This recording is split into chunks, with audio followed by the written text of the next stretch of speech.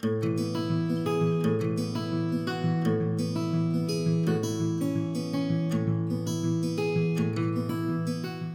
I'm Kenny with Embroidery Library.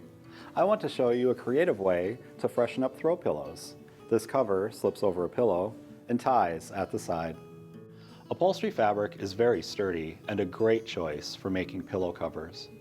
I want to embroider a design for a 14-inch by 14-inch pillow, so I'll start by drawing a 14-inch by 14-inch square onto upholstery fabric. I'm using a template, which is a printout of a design, to plan where I want to embroider. I want the center of the design to be in the exact center of the 14-inch square. After I have the template where I want to stitch, I mark the center point and the vertical and horizontal axis lines. Hoop the upholstery fabric with one piece of cutaway stabilizer. Line up the marks on the fabric with the marks on the hoop. Attach the hoop to the machine and load the design. Move the hoop so the needle is right over the center point. Embroider the design. I use a size 11 or 7511 sharp sewing needle when stitching on upholstery fabric. You can use an embroidery needle too, but a sewing needle has a smaller, finer point than an embroidery needle. That's why I usually use sewing needles when embroidering on sturdy fabrics. After embroidering, trim the excess stabilizer away from the back. Next, I'll draw a seam allowance. I'm going to add a 1/2 inch seam allowance to the top and bottom and a 1-inch seam allowance to both sides. Cut the fabric along those seam allowances. I'll use twill for the back of the sham. Place the embroidered piece on top of a piece of twill, right sides together, and pin in place. Cut out the shape. Keep the pieces pinned together. Sew a 1/2 inch seam allowance along the top and bottom edges.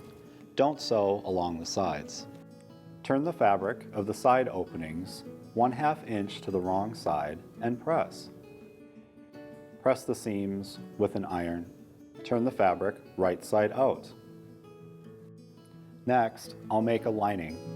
That's 16 inches by 15 inches for this example. Place the pieces right sides together and pin.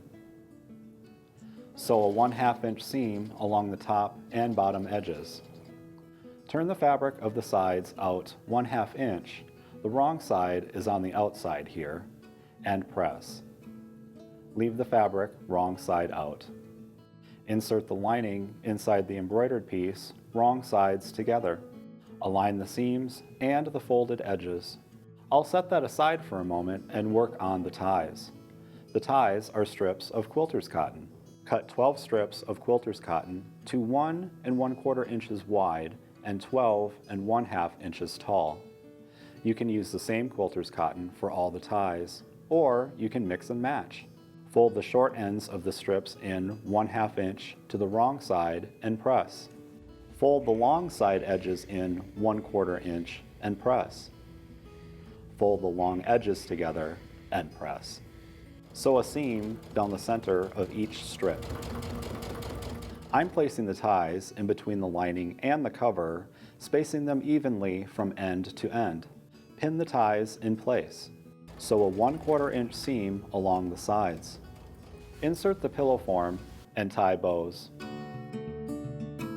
That looks terrific. This design is called Woodland Whitework Antlers, and it uses just one color thread. I made 2 others with different designs. This one has an intricate butterfly and flower design.